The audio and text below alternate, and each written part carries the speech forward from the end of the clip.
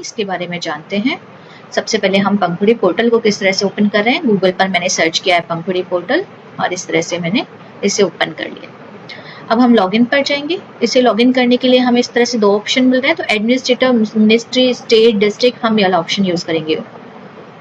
जैसे ही हमने ये वाला ऑप्शन यूज किया है, आपके पास इस तरह से लॉगिन आईडी पासवर्ड यूज आ जाएगा। अब ईमेल आईडी, अगर आप सीडीपीओ हैं तो सीडीपीओ ईमेल आईडी यूज करें, पासवर्ड यूज करें, और अगर आप एलएस हैं तो आप एलएस की ईमेल आईडी और पासवर्ड यूज करें। जैसे कि मैं अभी एलएस के लिए प्रोजेक्ट ऐड करने का काम करती हूँ, तो मैं एलएस की आईडी यूज करती हूँ। देखिए,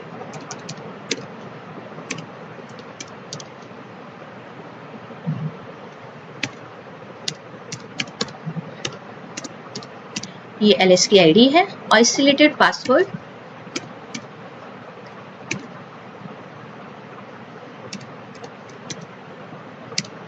ये एक कॉमन पासवर्ड है, जो कि सभी एलएस को यही पासवर्ड यूज करना है अगर उन्होंने नहीं चेंज किया है तो।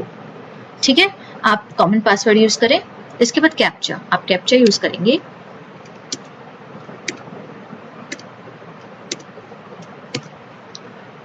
और इसे लॉगिन कर देंगे। जैसे आप लॉगिन करेंगे, इस तरह से आई अंडरस्टैंड पर क्लिक करना है। यहाँ आपके पास डैशबोर्ड है, नीचे प्रोजेक्ट आ रहा है, प्रोजेक्ट पर क्लिक करें। प्रोजेक्ट पर क्लिक करने के बाद आपके पास यहाँ ऐड प्रोजेक्ट का ऑप्शन आ जाएगा। ऐड प्रोजेक्ट पर क्लिक करें और इस तरह से आप प्रोजेक्ट डिटेल्स अब भरेंगे। देखिए, जैसे कि मेरा एक आंगनबाड़ी सेंटर है गुड़लिया फर्स्ट, और वहां पर वाटर प्यूरिफायर नहीं है, तो मैं टाइटल में डालूंगी वाटर प्यूरिफायर।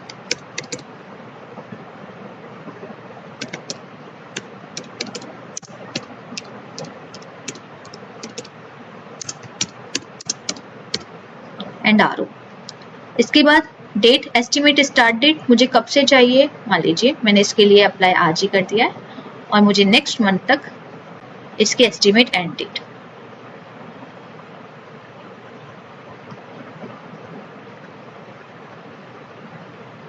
इसके बाद आप पार्टिशियल कंट्रीब्यूशन, नीचे आते हैं हम डिस्क्रिप्शन में हम क्या लिखते हैं,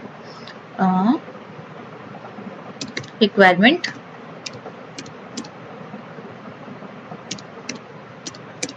ऑफ वाटर प्यूरिफायर। आउटकम्स क्या होंगे, रिड्यूस, इससे क्या हो जाएंगे, हमारे बीमारियां कम हो जाएंगी जो इधर उधर का पानी पीते हैं। Reduce contaminated disease. इसके बाद हम आते हैं नीचे सेलेक्ट कैटेगरी में हम नीचे second option material, assets, equipments, इसको हम सेलेक्ट करते हैं। सब कैटेगरी में मैं health and safety aids use कर लेती हूँ। फिर आता है हमारा सर्विस, एक्टिविटीज एंड असेट्स। इसके अंदर हम देखते हैं क्या आ रहा है, वाटर प्यूरिफायर आ रहा है आपके पास में। ये वाटर प्यूरिफायर मैंने यूज कर लिया है। यूनिट ऑफ मेजरमेंट में मुझे वाटर प्यूरिफायर नंबर्स में चाहिए। यहाँ आ रहा है स्क्वायर फीट, आपको मान लीजिए रिपेयर करवाना है अपनी बिल्डिंग को, तो उसके लिए स्क्वायर फीट यूज करेंगे, मीटर्स यूज करेंगे आप। तो मुझे तो वाटर प्यूरिफायर चाहिए जो कि 1, 2, 3, 4 इस तरह से नंबर में होगा, तो मुझे नंबर्स, और मुझे चाहिए कितना, एक। अपने सेंटर के लिए एक ही चाहिए। इम्पैक्ट ऑन, तो इम्पैक्ट ऑन पे क्या होगा, हेल्थ एंड हाइजीन। किस पर इम्पैक्ट पड़ने वाला है, हेल्थ एंड हाइजीन।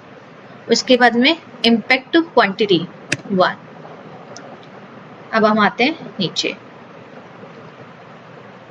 इंस्टीट्यूशन में हम क्या डालेंगे, आंगनबाड़ी कोड। अब देखिए, आपका जिस सेक्टर की आपने मेल आईडी यूज करी है, मतलब आपने जिस सेक्टर की आईडी से आपने लॉगिन पासवर्ड यूज किया है, उसी सेक्टर के सेंटर्स यहाँ पे मिलेंगे हमें।